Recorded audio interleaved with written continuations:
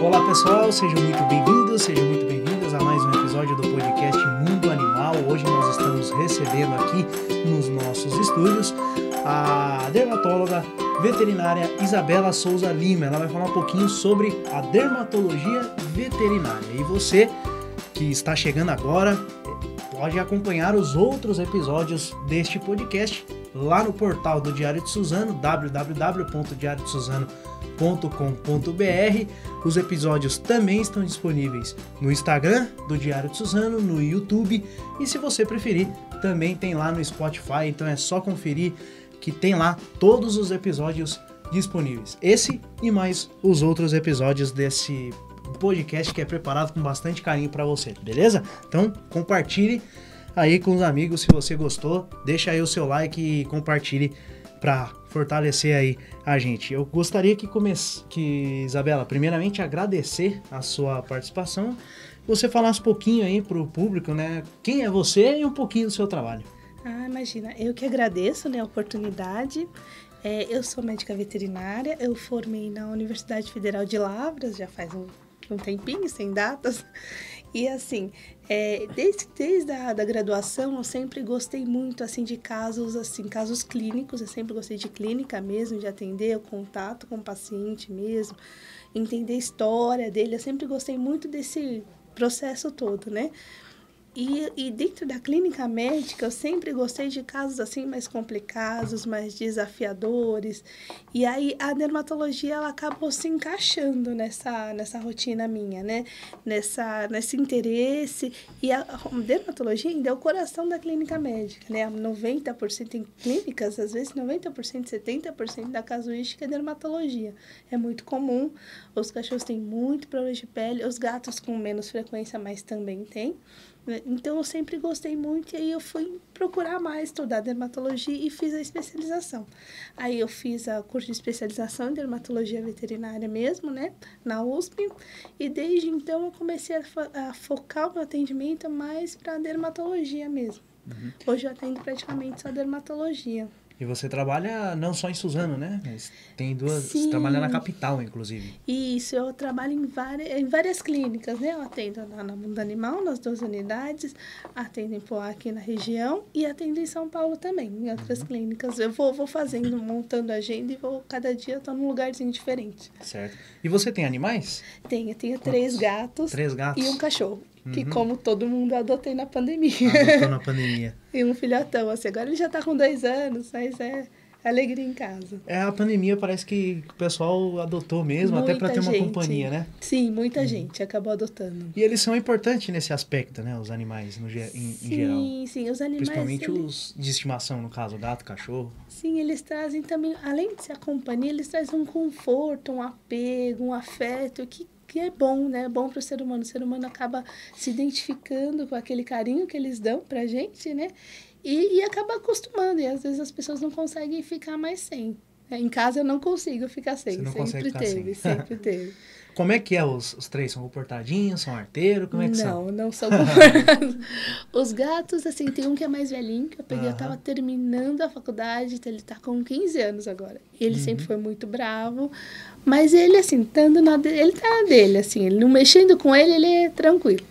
Aí os outros 2 os outros 2 gatinhos, eu acabei adotando de uma mesma pessoa, que ela recolhe muitos gatinhos de rua e doa, né, vai fazendo isso. Aí eu fui atender outro gato e acabei trazendo os 2. E eles já têm, mas estão com 9 anos, né? E o filhote aí, o cachorro, eu adotei dessa mesma pessoa que resgata vários cachorros. E aí tá em casa também faz 2 anos. Isabela, acredito que mais de 90% dos atendimentos sejam direcionados a cachorro e gatos, né? Sim, eu atendo só cachorros e gatos. Só cachorro e gato? Você não chegou a trabalhar com outro animal? Não, nunca trabalhei com outra espécie, sempre foi cachorro e gato.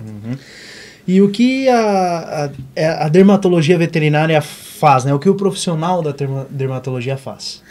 O profissional que trabalha com dermatologia, um dos principais diferenciais ali é ajudar no diagnóstico dermatológico mesmo. A pele, ela tem, assim, todo o processo acaba coçando, inflamando, então é tudo muito parecido. Então, o principal, acho que o diferencial, digamos, é já fechar um diagnóstico mesmo, faz alguns exames, na rotina eu faço exames de pele mesmo, que eu já coleto na consulta, já faço exame de raspada, parasitológico, citologia. E uma coisa que acabou ficando para dermatologia, assim, dentro da veterinária, é a parte de ouvido, das orelhas, otite externa, otite interna, otite média, porque ainda não tem um profissional que trabalha com otorrino, né, igual o humano. Então, a parte de ouvido, de orelha, tudo ficou para dermatologia. Sim. Uhum. Então foi uma profissão desafiadora, né? Você falou que gosta de desafios, tá aí o desafio, né? Sim, é desafio todos os dias. Uhum. Mas é aquele negócio, você ama animais, né? Então, sim, cuidar faz parte desse... Faz parte, ajudar, porque a coceira é muito angustiante, tanto para o cachorro, para o tutor. Então, isso ajuda. A hora que você, quando chega no retorno e fala, nossa, doutora, a coceira melhorou, é um alívio, assim, é aquilo que a gente está buscando mesmo. Tá certo, doutora. A gente vai para um rápido intervalo. Na volta a gente vai perguntar mais sobre essa especialidade. Então, fique aí com a gente. Nós voltamos já para dar continuidade ao episódio sobre dermatologia veterinária. Farmácia Dr. Bicharada, a pioneira e exclusiva farmácia de manipulação veterinária do Alto Tietê, com diversas opções de medicamentos, desde cápsulas até deliciosos biscoitos veterinários, tudo com sabor personalizado para o seu amigão. Estamos de volta com o segundo bloco do podcast Mundo Animal, episódio sobre dermatologia veterinária, hoje com a dermatóloga Isabela Souza Lima. E agora nós vamos tirar as dúvidas sobre essa especialidade. Eu já vou começar perguntando, Isabela, sobre qual situação, né, o doutor deve levar o pet ao dermatologista, em qual situação? Assim, normalmente eu atendo até pacientes que são encaminhados, né, de clínicos que acabam vendo que aquele caso é mais específico. Sempre passa por um clínico antes. E na maioria das vezes sim, né? Mas também tem pessoas que acabam procurando, às vezes por curiosidade também, né? Sempre, toda doença que é diagnosticada mais rápido é mais fácil de controlar. Né? Então, por exemplo, se observar, o cachorro lambe muito a patinha, às vezes é um sintoma sutil, mas é um comecinho de uma alergia. Começa a lamber muita pata, coça sem motivo. É bom já investigar o que é, porque às vezes já é uma pele seca, já é um cachorro que tem uma raça com predisposição à alergia, então já começa a tratar antes. Às vezes, quanto mais a gente hidratar antes de evoluir a dermatite mesmo, é bom. Então, é bom sempre focar assim. Tá coçando demais, vermelhidão, feridinhas que aparecem, a queda de pelo, se ela vem associada com falhas de pelo também, é bem interessante. Essa feridinha que você citou ainda atrai moscas, né? Que pode sim, isso é um problema. Graves. E quais são as doenças de pele mais comuns em cães e gatos? Você citou a dermatite, né? Já entre as principais, que a gente vai chegar já nela. Comentar um pouquinho dela aí. É o que é o mais comum mesmo. Porque eu atendo, na maioria das vezes, todos os dias, né, praticamente o dia todo, são as infecções bacterianas de pele, que a gente chama de piodermite. Na verdade, ela é um espelho para outras doenças. Muitas vezes, o cachorro tem uma infecção bacteriana, né, uma piodermite, e ela é secundária a algum outro processo. Então, aí que é importante a gente tratar a infecção e procurar as causas. Né? Às vezes chega aquela piodermite, que é muito comum, mas sempre tem alguma coisa que está predispondo. Né? E aí a causa mais comum são as dermatites alérgicas mesmo, que são bem mais comuns. As sarnas, elas diminuíram bastante com esses antipulgas novos de comprimido, né? Mas também tem as doenças fúngicas, tem fungos, por exemplo, a malacésia, que também são muito comuns, que são secundários a outros processos, inclusive as dermatites alérgicas. Também elas podem ser secundárias a problemas hormonais, a outros fungos primários, por exemplo, a dermatofitose. Né? Mas a maioria dos casos que eu atendo são esses, alergia, né? Piodermite, malacésia, que é esse fungo, mas essa rotina mesmo. E existe a sarna também, né? A sarna que também é uma das mais comuns, digamos assim. Sim, as sarnas, hoje em dia, elas estão mais específicas para algumas situações, né? E ela é muito desafiadora, porque são alguns ácaros, né? Eu vou falar uns 4 mais comuns, que manifestam os mesmos sintomas, mas você tem que identificar o ácaro mesmo que está causando aquela doença, porque o tratamento é completamente diferente. Por exemplo, a escabiose é aquela sarna ela não é a mais comum, mas é a mais conhecida, que é aquela sarna que passa pra gente, que é o cachorro que tem a doença acaba contaminando a gente, outros cachorros, é uma sarna de contato. Ela é transmitida por um ácaro que chama Sarcoptes. E aí ele passa de espécie entre espécies, e é muito comum eu atender em filhotinho recém-comprado de canil, porque como é uma doença que passa de contato, então lugares que tem mais animais acumulados tendem a ter mais, né? Ou pacientes têm acesso à rua, assim, sem o tutor olhar, né? Mas onde eu atendo são, por exemplo, cachorrinho, aqueles peludinhos, geralmente, que vem do canil, filhotinho, aí ele chega, a pessoa traz pra casa e o cachorro tá coçando a orelha, e às vezes ele não tem sintomas, assim, que chamam a atenção. Uhum. Ele começa a coçar a orelha, aí eles chegam pra consulta e falam, não, para de coçar, vai ver, tem umas crostas na ponta da orelha, que é sarninha, faz o exame e aparece, aí já começa a tratar, né? Uhum. Tem a sarna de gato também, que aí é a sarna notoédrica, essa diminuiu muito a incidência, que faz lesões graves, até com crostas no rosto, na ponta das orelhas, coça muito, e passa assim, de contato mesmo, gatilho pode acontecer. E tem a sarna demodécica também, que essa sarna é a mais desafiadora, digamos assim, porque ela não passa de cachorro para cachorro. Ela passa, o que ocorre é uma transmissão de mãe para filho numa imunidade mais baixa da pele. Aí o que acontece? A pele ela fica sem imunidade e o ácaro que vive na raiz do pelo da maioria dos cachorros, ele começa a proliferar de um jeito que fazem lesões grandes até. Lesões que elas começam com queda de pelo, principalmente em volta do olho, boquinha, patinho, que é a demodécica localizada, né? E aí ela pode evoluir porque ela começa a infeccionar. Ela começa a drenar pus, às vezes, fazer lesões maiores no corpo inteiro e cai bastante pelo. E ela parece muito com uma alergia, então uma coisa super importante é você fechar o diagnóstico, né? Fazer o raspado, porque o tratamento da demodécica é completamente diferente da escabiose. É um tratamento mais complexo, que você tem que acompanhar com raspado, porque a questão, além do ácaro, tem uma imunidade ali do paciente que é mais baixa. Então, às vezes, tem a sarna, pode se dar muito em filhotinho, né, porque é aquela idade com menos imunidade, porque ele acaba de pegar da mãe também, a mãe ela passa ali o ácaro durante a amamentação, né. Tem essa questão, né, de filhotes, que é muito comum em pacientes mais idosos ou pacientes que têm alguma outra doença, às vezes uma doença hormonal, às vezes uma doença do carrapato, que a baixa imunidade aí o ácaro manifesta.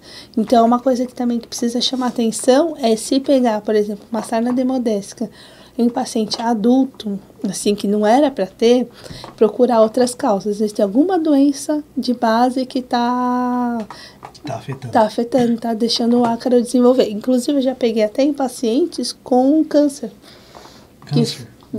Chegou para ver, tinha demodécica, começou a investigar para ver se tinha mais coisa e ele tinha câncer e acabou precisando de um oncologista, outro tipo de tratamento também. Certo.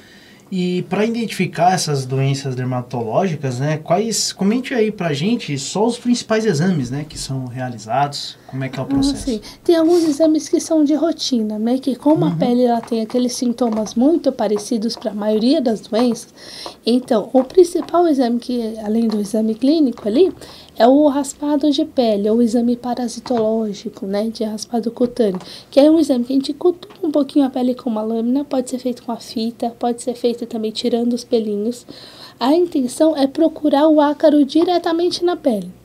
Aí tu coleta do cachorrinho, põe na lâmina e olha diretamente no microscópio. Se tiver o ácaro da sarna demodécica, a demodécica sempre aparece, se tiver ele aparece. Se tiver o Sarcoptes, também das outras sarnas, eles aparecem, né? A gente consegue fazer também um exame chamado tricograma, que é uma avaliação do pelo. Aí você coloca o pelo também no microscópio e consegue avaliar se a estrutura dele tem alguma anormalidade que justifica, às vezes, até umas doenças que a gente chama de displasia folicular, que é uma doença do crescimento do pelo. Então, isso também, o tricograma dá um panorama que ajuda também. Tem a citologia, que aí é um outro exame direto, só que aí você procura bactérias e fungos menores. Por exemplo, procura as bactérias, a morfologia delas, são bastonetes, ajuda a direcionar o tratamento. Dependendo do tipo de bactéria, é um tipo de antibiótico que a gente usa. Então, ajuda bastante nesse sentido. Na citologia, a gente tem um panorama ali da pele, vê tudo que está grudado ali. Bactéria, fungo, se tem malacésia, que é um fungo também que parece uma alergia, mas se você não tratar o fungo, a alergia nunca melhora. E também a gente consegue fazer o exame da pele e do ouvido. Eu gosto muito, toda otite eu costumo fazer uma análise do cerumen ali, para ver certinho o que tem, que é uma citologia. Esses são os de rotina. Os de rotina, né? E a gente ainda falando sobre as doenças, né? A gente, como eu já tinha comentado com você, tem a dermatite, né? Que você falou que é uma das mais comuns também, que você atende bastante caso. O que é essa dermatite, para você explicar pro tutor, e quais sinais que ele deve ficar atento, né? As causas, os primeiros sinais e como é o tratamento dela. Ah, sim. A dermatite, na verdade, ela é um termo que a gente usa para explicar uma inflamação da pele, uma inflamação cutânea, né? A mais comum, né, dentre as dermatites que a gente atende, é a dermatite atópica. Esse é um grande problema, assim, é muito comum e ele acontece muito em raças que têm uma predisposição também. Né? E são as raças que estão mais frequentes no dia a dia, hoje em dia, né? O que acontece? A dermatite atópica, ela vai além de uma alergia. Ela é uma doença alérgica, mas ela não é só alérgica. A gente tem também um problema que é uma malformação de uma estrutura da pele chamada barreira cutânea. Toda a pele, ela tem essa barreirinha cutânea. É como se fosse um escudo de proteção, que protege do meio ambiente, dos alérgenos, dos ácaros de poeira, das próprias bactérias da pele ali. Então, todo cachorrinho tem essa barreirinha cutânea. Tem cachorros que tem essa barreira cutânea mais fraquinha ou mal formada. Então, ele tem uma pele normal, só que ele é muito sensível. E aí, tudo é motivo de irritar aquela pele. E é uma coisa que acontece muito em pacientes das raças, por exemplo, Pug, Shih Tzu tem bastante, o Spitz está aparecendo também, Golden, Labrador. Então é uma doença associada à raça, e aí é uma pele muito sensível que dá trabalho a vida inteira, no final das contas, porque ela fica vulnerável e as alergias são mais reativas. Então eles têm alergia também, alérgenos ambientais do dia a dia, por exemplo, ácaro de poeira, pólen de planta, espécies de bolor, por exemplo. E aí, como a pele é muito mais sensível, todas essas causas de alergia, elas entram com mais facilidade na pele. Então, tudo da coceira é uma crise, uma doença que a gente tem que tratar várias coisas ao mesmo tempo. Tratar a alergia, reestruturar a pele, é super importante reestruturar essa pele, né, que às vezes são tratamentos tópicos, mas que dá trabalho, precisa fazer banhos frequentes também. Tem que tratar a alergia, reestruturar a pele e evitar as infecções secundárias, que são muito comuns. Às vezes a pele ela é tão sensível que ela infecciona por bactérias e fungos normais da pele. E ficam infecções às vezes recorrentes. Dá um antibiótico, melhora por um tempo e começa a voltar. E aí fica aquela infecção que vai e volta, e o tutor chega e fala, mas como que eu vou dar antibiótico de novo? Só que o antibiótico é a única coisa que acaba matando a bactéria. Então a gente tem que fazer um controle para evitar de voltar. E nos gatos, quais são os casos aí mais comuns que você atende?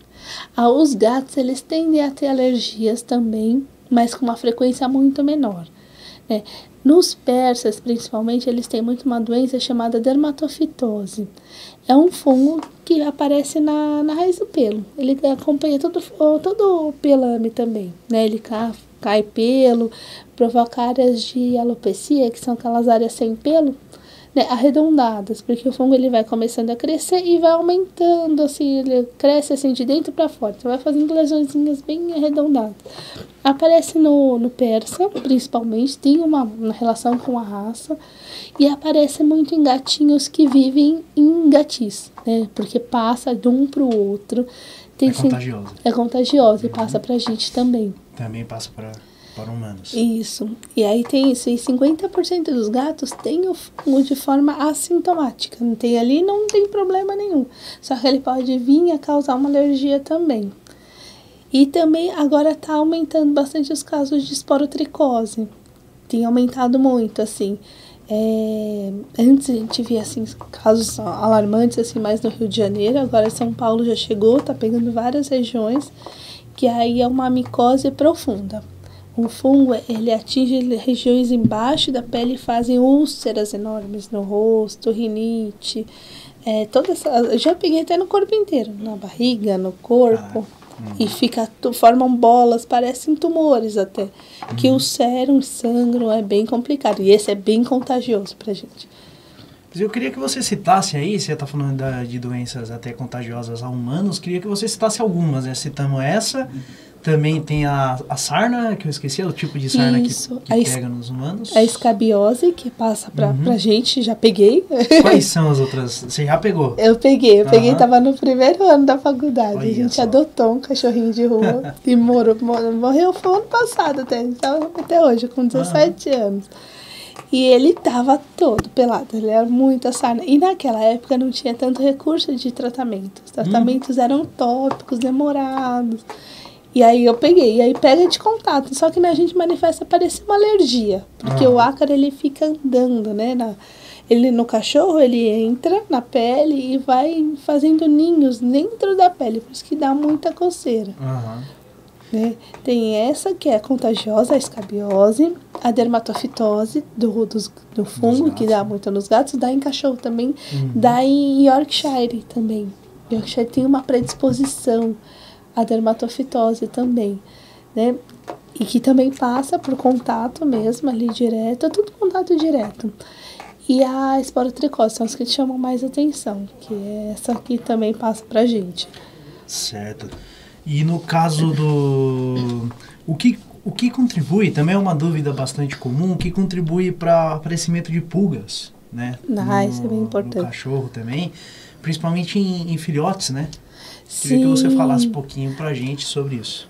As pulgas, normalmente o cachorro vai contrair num ambiente contaminado. Porque assim, a pulga, 70% das pulgas mesmo, não estão no cachorro. Elas ficam no ambiente, em formas de desenvolvimento, porque a pulga ela faz um ciclo. Aquela pulguinha que a gente vê, que pica, o cachorro que a gente espreme e tudo, ela bota uns ovinhos que acabam caindo e cai para o ambiente. E ali no piso, elas gostam de frestas, em geral ficam em pisos de madeira, pisos de taco. Cachorro que dorme em casinha de madeira também é um fator de risco até para proliferação de pulgas.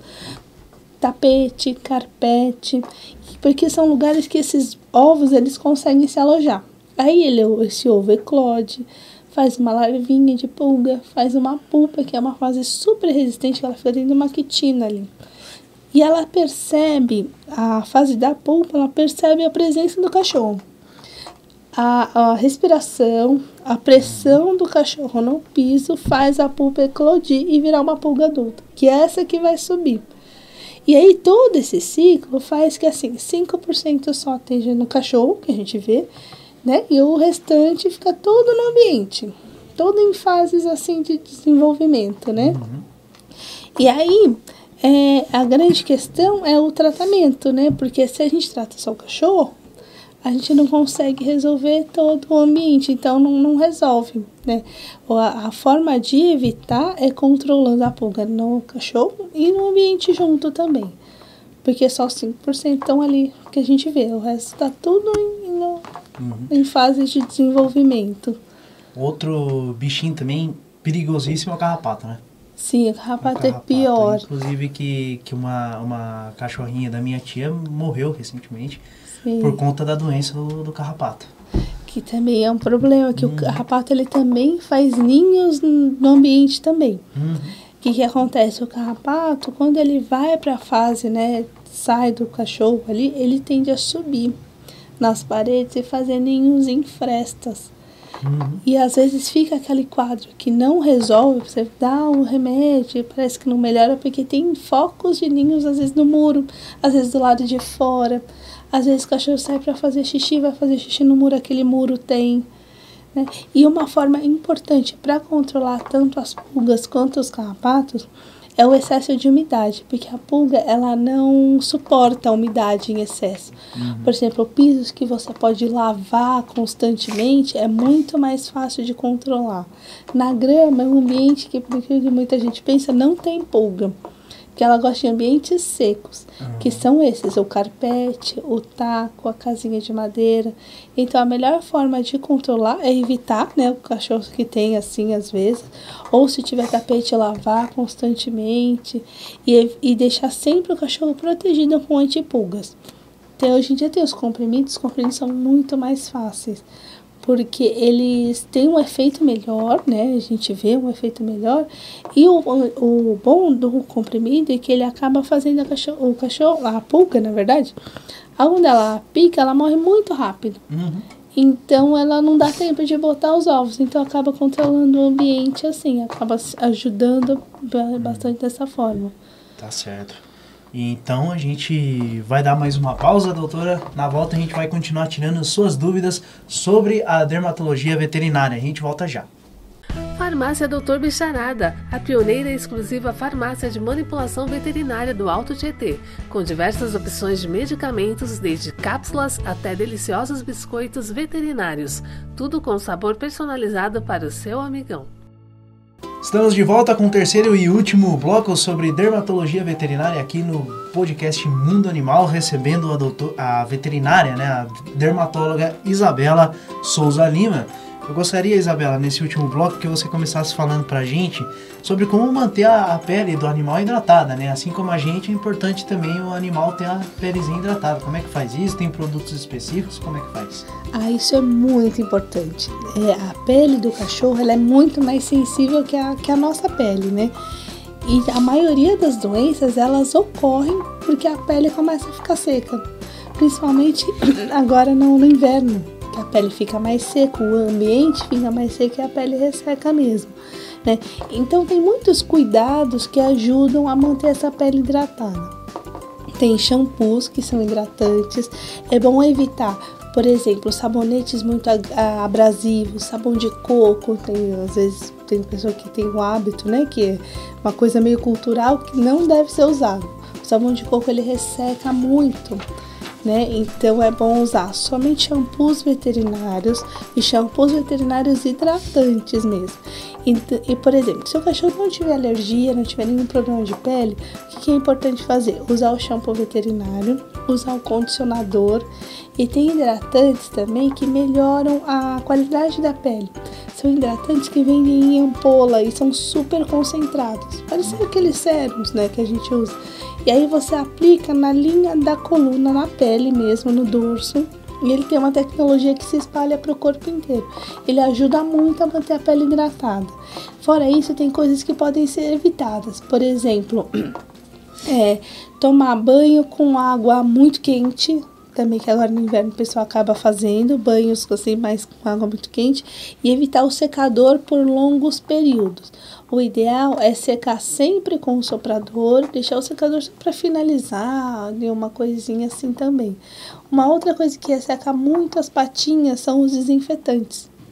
Por exemplo, desinfetantes que até que tem cheiro costumam dar mais alergia, mas esses que ficam com resíduos, às vezes no piso, acaba ressecando. Álcool é bom evitar de passar nas patinhas também, né? Porque resseca. Tudo que tira a vitalidade da pele acaba também prejudicando. Então a gente evita para manter a pele hidratada. E já ia chegar nisso, né? Na questão dos cuidados que os donos devem ter com os pets para evitar alergias. São esses aí que você falou? Isso. Tem mais algum que você gostaria de destacar? Tem. O principal mesmo é controlar, fazer o controle de pulgas assim contínuo. Por exemplo, com comprimidinhos, aí tem cada um, dura um tempo, né? Toma todo mês. Ou tem remédios bons também que aplica na nuca do cachorrinho para evitar pulga e carrapato. E tudo isso é bom fazer assim com frequência. Por exemplo, se o antipulgas lá na bula fala que dura 30 dias, é melhor dar sempre a cada 30 dias. Porque as pulgas e os carrapatos aqui no Brasil, clima é tropical, tudo, tem com muita frequência. Às vezes reduz um pouquinho no inverno, mas sempre tem. Então é bom evitar, né? Então manter o controle de pulgas em dia já evita 70% das alergias, né? Fora isso, manter a vitalidade da pele, né? Evitar que ela desidrate, evitar às vezes, por exemplo, produtos que irritam a pele, como o sabonete de coco. E também eles têm muita alergia, os cachorros que são alérgicos mesmo, eles têm muita alergia que nem a gente, às vezes ácaros de poeira, pólen de planta. Então, às vezes, é bom evitar regiões muito empoeiradas, né? Por exemplo, não deixar acumular poeira, não deixar o cachorro, às vezes, fica na garagem, que acumula mais poeira, fica resíduos, às vezes, de veículos, isso também dá alergia, né? E também evitar desinfetantes em excesso que tem um cheiro muito forte. Todos esses desinfetantes que deixam muito cheiro, eles acabam dando mais alergia. Cândida tem que ser muito diluída, pode usar, não dizer que, assim, que a gente até usa isso para tratamento, mas ela tem que ser diluída, por exemplo, 1 ml para 1 litro de água. É bem diluído mesmo, assim, para não deixar resíduo. E para limpar a casa, eu até costumo indicar não lavar o quintal com sabão em pó, usar o detergente neutro, que ele é melhor, não dá alergia. E também, de vez de usar o desinfetante, ou passar o álcool, que evapora rápido. Hoje em dia é fácil o acesso, né? Teve uma época que a gente ficou sem poder comprar álcool, mas agora pode. O álcool ele não deixa resíduo, então logo ele evapora e não vai ter problema. Pode usar também vinagre, bicarbonato, que são coisas que não fazem mal, né? Uhum. E com que frequência, né, eu devo dar o banho no animal? Isso é uma polêmica, na verdade. É uma polêmica. É uma polêmica. Depende do cachorro, na verdade. Depende da necessidade dele.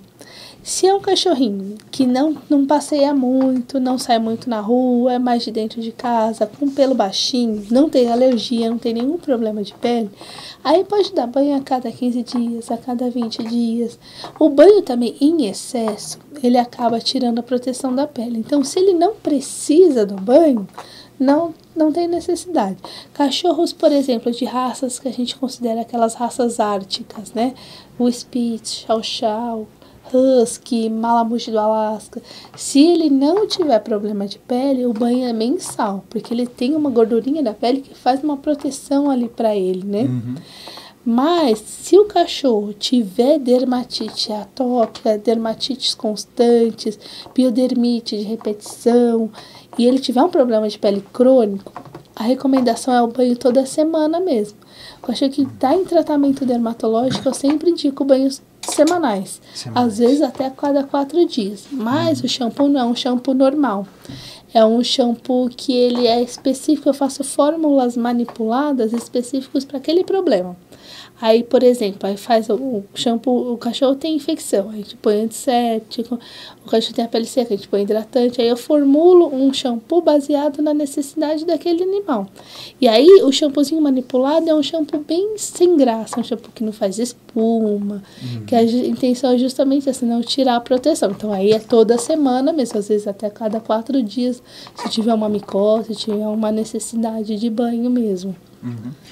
E esses produtos aí é vocês que vão indicar, né? Os melhores produtos. É o veterinário profissional que acaba indicando. É bom sempre perguntar para o veterinário de rotina ou para o dermatólogo qual é o melhor shampoo. Porque aí os veterinários já conhecem as melhores marcas, as que não fazem mal, as que não dão alergia. Aqueles shampoos antipulgas, por exemplo, são todos de qualidade duvidosa. Nunca é bom. Ele acaba ressecando e ele não controla a pulga. Então é sempre bom pegar um shampoo de uma marca boa, assim, que o veterinário vai saber indicar melhor, né? Que hoje em dia tem várias novas no mercado, marcas hipoalergênicas também. Evitar shampoo humano, shampoo mesmo de cabelo humano, ele não tem o pH adequado para o cachorro, então é bom evitar. A não ser que seja aqueles sabonetinhos de bebê, porque aí ele é neutro. O importante para o cachorro, para a pele do cachorro, o shampoo ou o sabonete precisa ser neutro. Então, aqueles de bebezinho, recém-nascido, tudo dá para usar, né? Mas o melhor é usar produtos veterinários e recomendados mesmo. Aí você tinha dito no início do podcast sobre as orelhas, né? Que acabou ficando com o dermatologista, o dermatólogo no caso. Isso. E eu queria saber como é que eu devo limpar a orelha do animal, que também é importante. Isso é muito importante, porque tem muitas técnicas que o pessoal usa que acaba fazendo mais mal do que ajudando. Por exemplo, deve-se evitar de arrancar os pelos, dependendo do pet shop, eles sempre arrancam.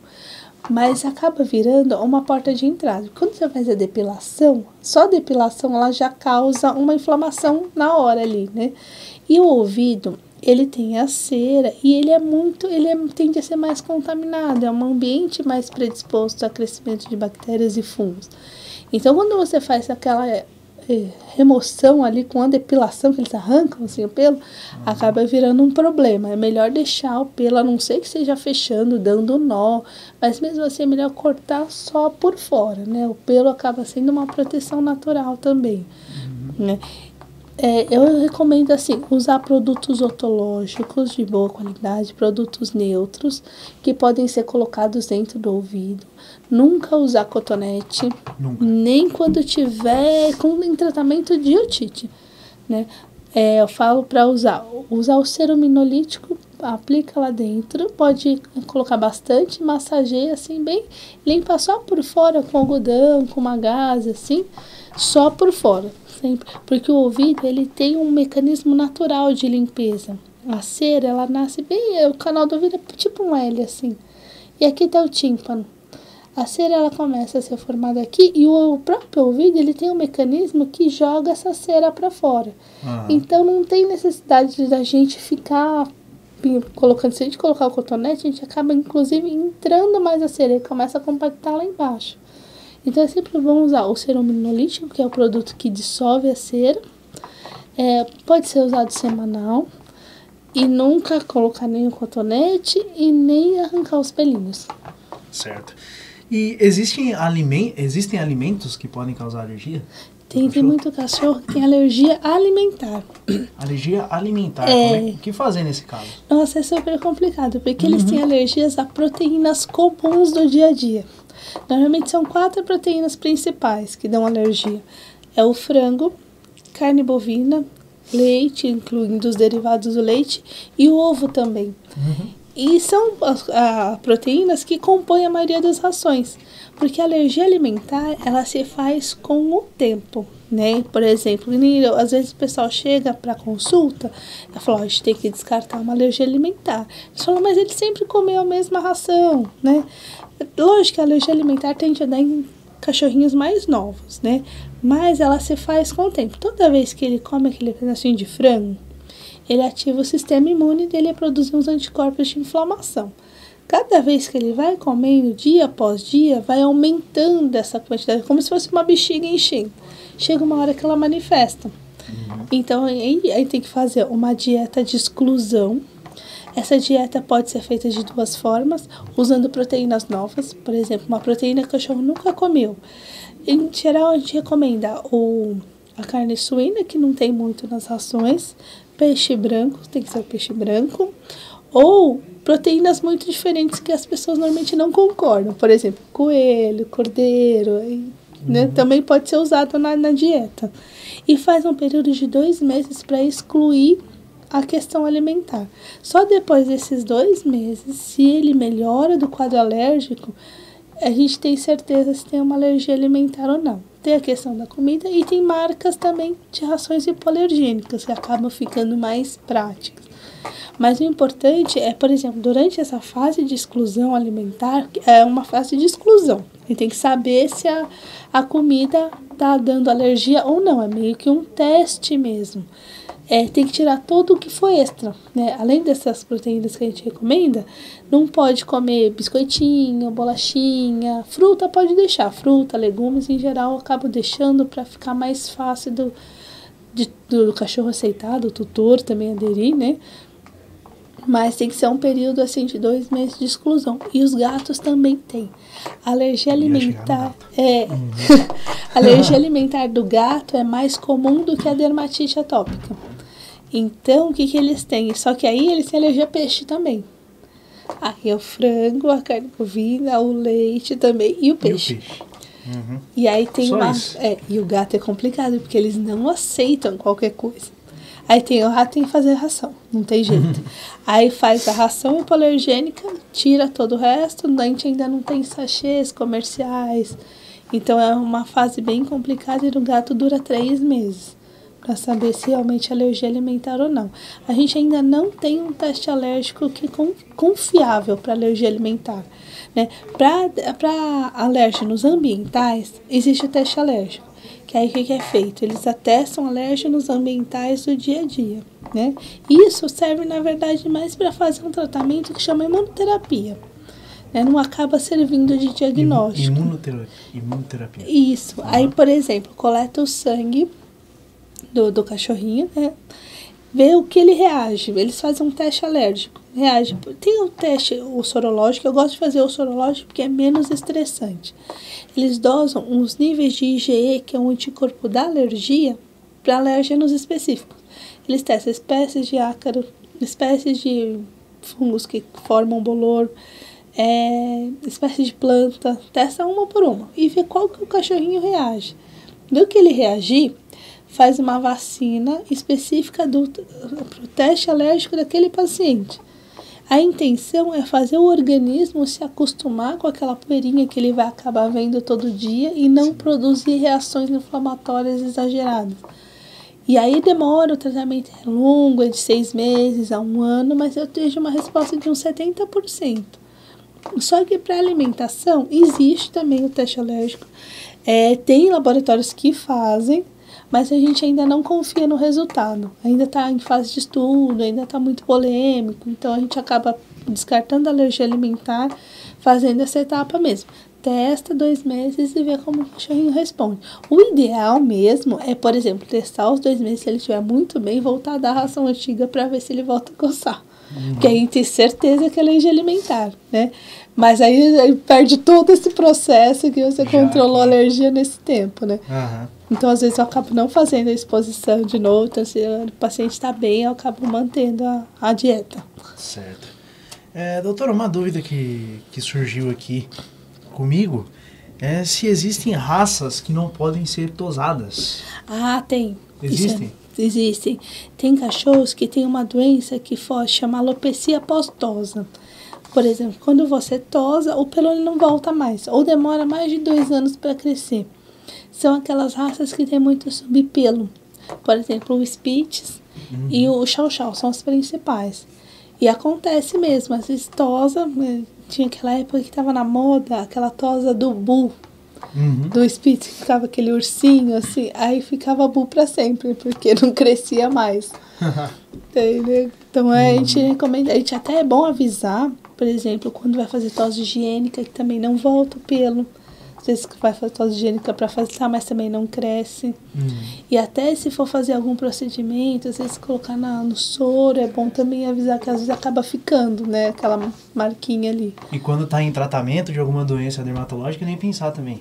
Ou não, precisa? Também não. Não é bom tosar. Às vezes, tem algumas doenças que é bom tosar. Por exemplo, a dermatofitose dos gatos e do cachorro também é um fungo que ele fica no pelo. Então, quando a gente tosa, a gente tira uma quantidade imensa de fungo. Fica muito mais fácil de tratar. Só que se é um cachorro alérgico, às vezes quando passa a máquina muito baixinha, que ela fica muito peladinha, dá mais coceira.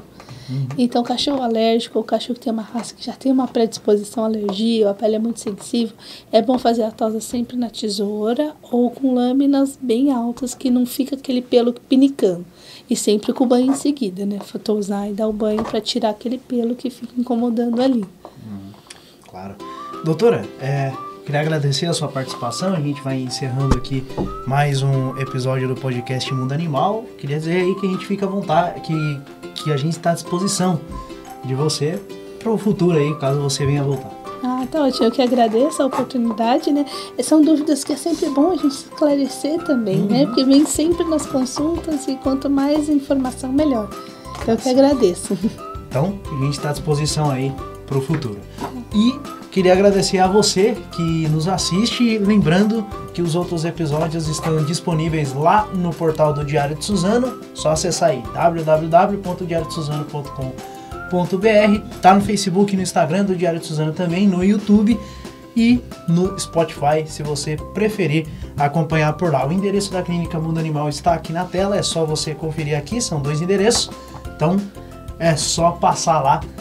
E eu gostaria de agradecer então, portanto, a você que nos acompanhou hoje. Sexta-feira que vem estamos de volta com mais um episódio do podcast Mundo Animal. Então, até lá!